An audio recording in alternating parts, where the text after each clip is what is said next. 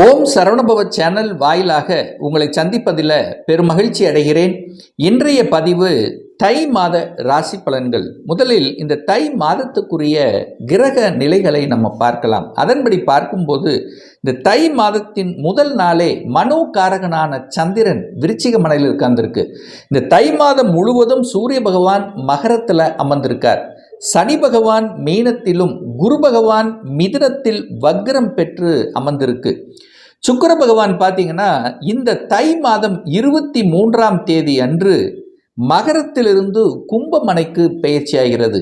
அதே போல செவ்வாய் பகவானானது இந்த தை மாதம் 20ஆம் தேதி, அதாவது பிப்ரவரி மாதம் 3ஆம் தேதி மகரத்திலிருந்து எங்க கும்பத்துக்கு இடம்பெயர்கிறது.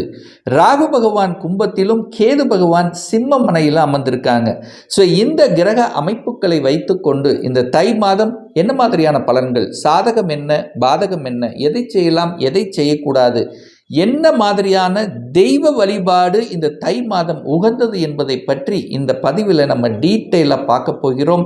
அதற்கு முன்னால் நம்முடைய சேனலை நீங்கள் ஃபர்ஸ்ட் டைம் பார்ப்பவர்கள் என்றால் மறக்காம சப்ஸ்கிரைப் பண்ணிக்கிங்க. மகர ராசி அன்பர்களே, இந்த தை மாதம் என்ன பலன் எப்படி இருக்கும் அப்படின்னு பார்க்கும் பொழுது உங்கள் ராசிநாதன் என்று சொல்லக்கூடிய சனி பகவான் 3ஆம் இடத்துல முயற்சி ஸ்தானத்தில் போய் அமர்ந்திருக்கார். ஸோ 3ஆம் இடத்துல இருக்கிறது நல்ல அமைப்பு. உங்கள் ராசியில் பார்த்தீங்கன்னா உங்களுக்கு ராஜ யோகத்தை தரக்கூடிய சுக்கிர பகவான் உட்கார்ந்துருக்கிறது ஒரு அற்புதமான ஒரு அமைப்பு.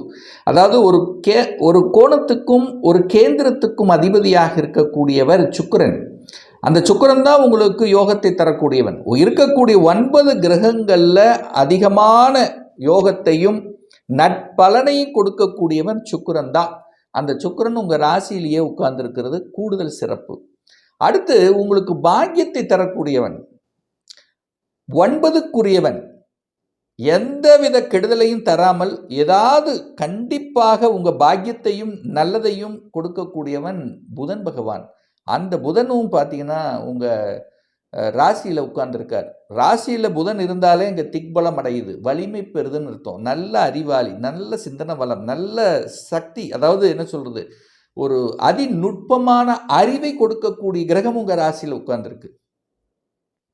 அடுத்து பாருங்க, செவ்வாய் லாபாதிபதி. என்ன இருந்தாலும் நமக்கு லாபத்தையும் மனமகிழ்ச்சியும் சந்தோஷத்தையும் கொடுக்கக்கூடிய ஒரு கிரகம்னா அது செவ்வாய். அந்த செவ்வாய் உங்கள் ராசியில் உட்கார்ந்துருக்கு. ஸோ ஒரு நல்ல மாதம் தான் சொல்லுவேன். யோகத்தையும் அதிர்ஷ்டத்தையும் தரக்கூடிய ஒரு நல்ல மாதம். சுறுசுறுப்பாக செயல்படக்கூடிய தன்மை அப்படிங்கிறது மகரத்துக்கு உண்டு, நிச்சயமாக உண்டு. ஸோ இந்த தை மாதம் தொட்டது துளங்கும், நினைச்ச காரியங்கள் நிறைவேறும். ஆனால் அதே சமயத்தில் கோபம் மட்டும் வரும். ஏன்னா 2 கோப கிரகங்கள், அதாவது என்ன சொல்கிறது, ஒரு உஷ்ண கிரகங்கள், ஆக்ரோஷ கிரகங்கள். செவ்வாய் உச்சபலத்தோடு இருக்குது, சூரியன் 8ஆம் அதிபதி, 8மாதிபதியும் அங்கே இருக்குது. அப்போ டக்குன்னு கோபம் வரும். அந்த கோபம் தான் உங்களுக்கு நெகட்டிவாக அமையும். அப்போது அந்த கோபப்படாமல் நிதானமாக செயல்பட்டீங்கன்னா எல்லா விஷயத்திலும் இந்த தை மாதம் உங்களுக்கு வெற்றியை தரக்கூடிய ஒரு நல்ல மாதம்தான். குடும்பஸ்தானத்தில் ராகு. அப்போது குடும்பத்தில் ஒரு பாம்பு இருக்குது, ஒரு சர்ப்ப கிரகம் இருக்குங்கிறத ஞாபகத்தில் வச்சுக்கோங்க. அப்போது 3ஆம் நபர்களின் குறுக்கீடு உள்ளே வராமல் பார்த்துக்குங்க குடும்ப விஷயத்தில். ஏன்னா ஏற்கனவே கண்டிப்பாக ஏதாவது ஒரு ரூபத்தில் அவமானத்தையும் ஏதோ ஒரு வள்ளிகளையும் கண்டிப்பாக குடும்பத்தில் சந்தித்திருப்பீர்கள் இந்த மகர ராசி என்பர்கள். இப்போ அதெல்லாம் நீங்கிற போகிறது. அப்போ குடும்பத்தில் சந்தோஷம் தரக்கூடிய சுப காரியங்கள் செய்யக்கூடிய அமைப்புகள்ங்கிறது உண்டு. ஆனால் ராகு இருக்கிறதுனால யாரையும் முழுவதுமாக நம்பி விடக்கூடாதுங்கிறத மைண்டில் வச்சுக்கோங்க. ஒரு அந்நியன், ஒரு பாம்பு இருக்குது அப்படிங்கிறத ஞாபகத்தில் வச்சாலே போதும். பண விஷயத்தில் கவனமாக இருக்கணும், பேச்சு விஷயத்தில் கவனமாக இருக்கணும். எப்போ ரொம்ப கவனமாக இருக்கணும் அப்படின்னா தை மாதம் 20க்கு அப்புறம். ஏன்னா செவ்வாய் இங்கே வர்றார். செவ்வாய் ராகு 2 பேரும் சேர்றாங்க. அந்த 2 சேரும்போது தான் அங்கே பிரச்சனை வரும். அப்போ கோபம் வரும், ஆக்ரோஷம் வரும், சண்டை வரும், ஈகோ வரும், கிளாஸ். ஸோ இதெல்லாம் வராமல் பார்த்து கொள்ளணும் அப்படிங்கிறதுக்காக தான் இந்த இடத்துல நான் சொல்கிறேன். ஏன்னா செவ்வாய் ராகு இணைஞ்சாலே அந்த இடத்தில் ஒரு போராட்டம் பிடிக்கல, ஒரு கோபம், ஒரு ஆக்ரோஷம், தான் நினைச்சது செயல்படுத்த முடியல அப்படிங்கிற தன்மையை கொடுக்கும். அப்போ கொஞ்சம் கவனத்தோட செயல்படுவது நல்லது. எப்போ? தை மாதம் 20ஆம் தேதிக்கு அப்புறம், அதாவது பிப்ரவரி மாதம் 3ஆம் தேதிக்கு அப்புறம் கொஞ்சம் கண்ட்ரோலா இருக்கணுங்கிறத சொல்ல வரேன். ரைட். 4ஆம் அதிபதி உச்சபலம், செவ்வாய் உச்சபலம். 4வது செவ்வாய் உங்க ராசியில் அமர்ந்து 4வது பார்வையாக இந்த 4ஆம் இடத்தையே பார்க்குது. அப்ப தன் வீட்டை தானே பார்ப்பது சிறப்பு. அப்ப 4ஆம் இடத்துல என்ன இருக்கு? தாய் இருக்கிறது. தாய் ஸ்தானம் நல்லா இருக்கு. தாயினுடைய சொத்துக்கள் கிடைப்பதற்கான வாய்ப்புகள் இருக்கிறது. தாயின் மூலமாக அனுகூலம் ஏதாவது கிடைப்பதற்கான சந்தர்ப்பங்கள் உண்டு. அந்த 4ஆம் இடத்துல வீடு இருக்கு. அப்போ வீடு வாங்கக்கூடிய யோகம் இருக்கான்னு கேட்டிங்கன்னா உண்டு. ஏன்னா செவ்வாய் வலிமை பெறுகிறது. செவ்வாய் எப்பெல்லாம் வலிமை பெறுகிறதோ அப்போ வீட்டை பற்றிய எண்ணங்கள், வீட்டை ஆல்ட்ரு பண்ணுறது, இடத்தை வாங்கக்கூடிய சிந்தனைகள் இதெல்லாம் உங்கள் மனதில் எழும். அது சுக்கிரனும் கூட இருக்கிறதுனால கண்டிப்பாக வாங்கக்கூடிய யோகம் என்பது உண்டு. ஒரு 2-3 மாதமாகவே நான் ஒரு இடத்த வாங்கணும், ஒரு நிலத்தை வாங்கணும், ஒரு வாகனம் வாங்கணும் அப்படிங்கிற எண்ணம் உங்கள் ஓடிக்கொண்டிருந்ததுன்னா இந்த தை மாதம் அது சக்சஸ் கொடுக்கும் அப்படிங்கிறத அமைப்பு. ரைட். 5ஆம் அதிபதி பூர்வ புண்ணியஸ்தானத்தின் அதிபதியான அந்த சுக்கிரன் உங்க ராசியில இருக்கார். அப்போ குழந்தைகள் உங்க தலை மேலேயே இருக்குன்னு அர்த்தம். குழந்தைகள் மேல அளவுக்கு அதிகமான பாசங்கள், அன்புகள் இந்த மாதம் அதிகமா இருக்கு. குழந்தைகளுடைய ஆசைகளை நிறைவேற்றுவீர்கள். குழந்தைகள், அதாவது குழந்தை என்ன படிக்கணும்னு ஆசைப்படுதோ அல்லது குழந்தைக்கு ஏதாவது செய்யணும் அப்படிங்கிற எண்ணங்கள் இருந்தால் அதையெல்லாம் இந்த மாதம் நிறைவேற்றக்கூடிய ஒரு நல்ல மாதம்தான். குழந்தைகள் நன்றாக வளரும். குழந்தைகள் மேலே ரொம்ப பாசம், அதாவது என்ன சொல்கிறது, 5ஆம் இடம் என்பது குழந்தையை குறிக்கும், 5ஆம் இடம் என்பது பூர்வீகத்தை குறிக்கும், 5ஆம் இடம் என்பது ஒழுக்கம், பதவியை குறிக்கக்கூடிய இடம், 5ஆம் இடம் என்பது குலதெய்வம், சென்று வரக்கூடிய பாக்கியத்தை தரும்.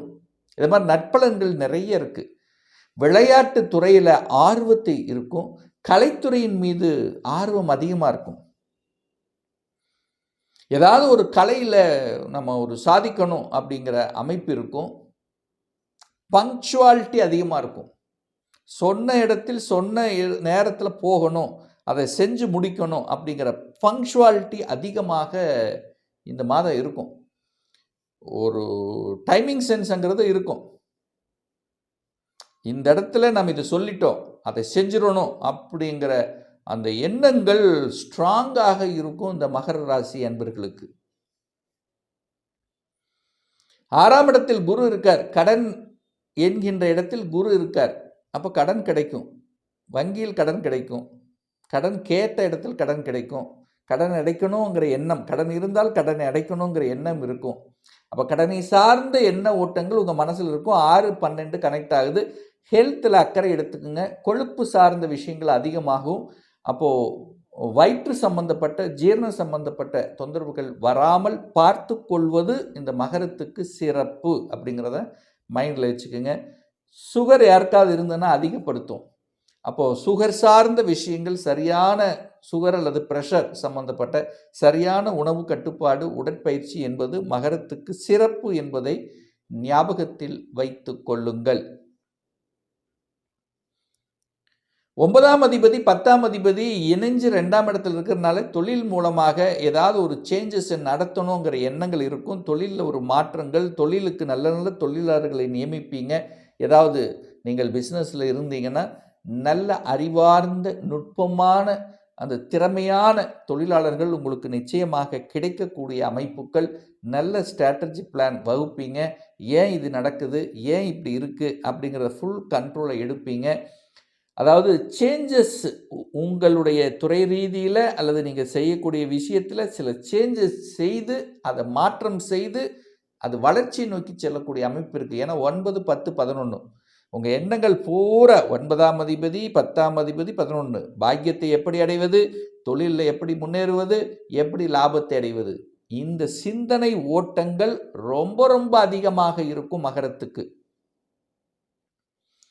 குரு 6லிருந்து 12ஆம் இடத்தை பார்க்கறதுனால தூரதேச பிரயாணங்கள் சிறப்பு. 12ஆம் இடத்தை குரு, 12ஆம் அதிபதியாக இருக்கக்கூடிய குரு பகவான் 12ஆம் இடத்தை பார்க்கறதுனால டிராவல் சிறப்பு, வெளிநாடு வெளி மாநிலம் சார்ந்த விஷயங்கள் சிறப்பை தரக்கூடிய அமைப்பு இந்த மாதம் நல்லா இருக்கு. அப்ப பயணங்கள் மேற்கொள்வீர்கள்.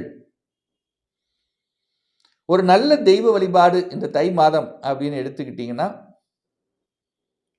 தை மாதம் 11ஆம் தேதி, அதாவது ஜனவரி மாதம் 25ஆம் தேதி ஞாயிற்றுக்கிழமை அன்று சூரிய பகவானுடைய ஜெயந்தி வருகிறது.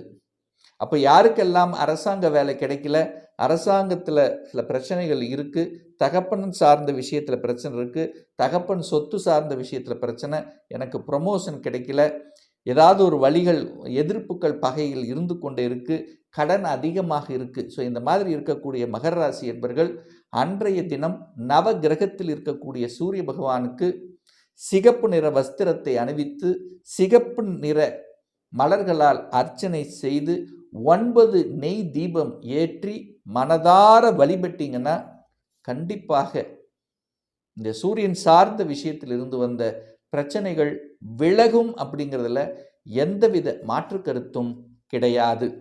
இன்னும் ஒரு துல்லிய பலன் வேணும். இந்த 2026 சொந்த தொழில் செய்வதற்குண்டான கொடுப்பினை, விதி கொடுப்பினை இருக்கா? அப்படி இருக்கக்கூடிய பட்சத்தில் எப்போ நம்ம சொந்த தொழில் ஆரம்பிக்கலாம்? திருமணம் தடைப்பட்டு கொண்டே இருக்கு, எப்போதான் சார் திருமணம் நடக்கும்? எப்போ நான் வீடு கட்டுவேன்? எனக்கு எப்போ ப்ரமோஷன் கிடைக்கும்? எந்த கோர்ஸ் எடுத்து படித்தா நம்முடைய ஃப்யூச்சர் நன்றாக இருக்கும்? எப்போ குழந்தை பாக்கியம் கிடைக்கும்? இது போன்ற கேள்விகளுக்கு துல்லியமான பதிலை நம்மால் கூற முடியும். ஒரு பர்சனல் கன்சல்டேஷன் எடுத்துக்கணும், சுய ஜாதகம் பார்க்கணும் என்று விருப்பப்படக்கூடிய அன்பர்கள் டிஸ்பிளே தெரியக்கூடிய நம்பருக்கு வாட்ஸ்அப் மூலியமாகவோ ஃபோன் கால் மூலியமாகவோ தொடர்பு கொண்டு நேரடியாகவோ அல்லது ஆன்லைன் மூலியமாகவோ கன்சல்டேஷன் எடுத்துக்கலாம்.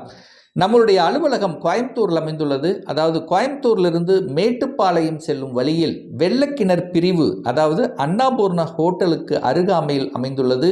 பிரியர் அப்பாயின்மெண்ட் வாங்கிட்டு நேரடியாக கன்சல்டேஷன் எடுத்துக்கலாம். நிச்சயமாக இந்த பதிவு ஏதாவது ஒரு ரூபத்தில் உங்களுக்கு யூஸ்ஃபுல்லாக இருக்குங்கிறதுல எந்தவித மாற்று கருத்தும் கிடையாது. மீண்டும் ஒரு நல்ல பதிவில் உங்களை சந்திக்கும் வரை உங்களிடமிருந்து விடைபெறுவது உங்கள் அஸ்ட்ராலஜர் டாக்டர் சதீஷ்.